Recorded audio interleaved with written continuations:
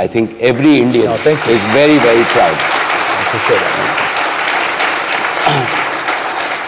What I admire about and what I learn in terms of saying that if in your leadership style, what you've demonstrated that if you have empathy, if you rely on partnerships and build trusts and relationships, and if you think about every mistake as a learning opportunity, and if you believe that it's not products or profit, but really people and their continuous reinvention of capability, that's the strength of the organization. I think all of us in India Inc. are inspired, and thank you for all your leadership. Personally, I am very committed, and I'm very privileged, Satya, that you have committed to India on a scale that I never anticipated that a multinational will. And we are very excited about the partnership that Jio and Microsoft will have. And I think that that will be, as we look at this decade, will be a defining partnership. So thank you for your commitment to India. Absolutely. Thank you. Now, let me answer your question. I think that, as we are speaking, President Trump has arrived in Ahmedabad, and the India that he will see in 2020 is very different from the India that either President Carter saw or Clinton saw when he came in 2020, or even Obama, right?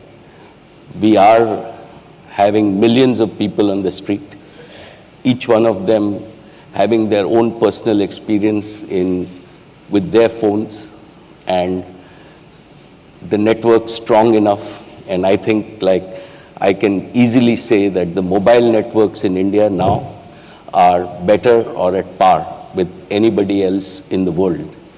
And that's the big change.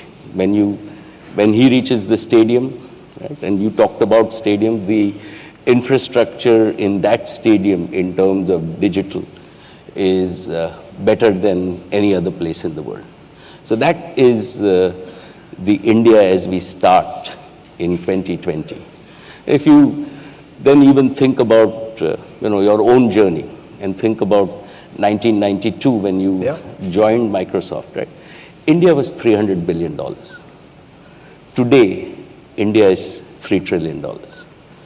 And fundamentally, right, this whole progress, right, in a certain way has happened on the back of technology. In the early days, it was Rajesh's TCS, Infosys, and all of them who drove technology in India. And that really kick-started with with all the economic reforms, kick-started this whole growth paradigm. It was supercharged in 2014 when Prime Minister gave us the vision of Digital India.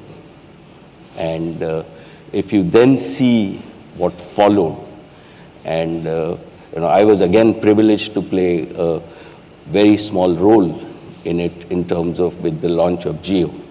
And just to share with you and the audience, pre-Jio, right, we had 256 kbps, which we called broadband in India. And post-Jio, we now have 21 Mbps on mobile data as the average speed available in every single village in India. That's amazing. Pre-Jio, price of data in this country was between 300 and 500 rupees. And for the poorest of poor, right, who used 2G, the price was as high as 10,000 rupees a GB.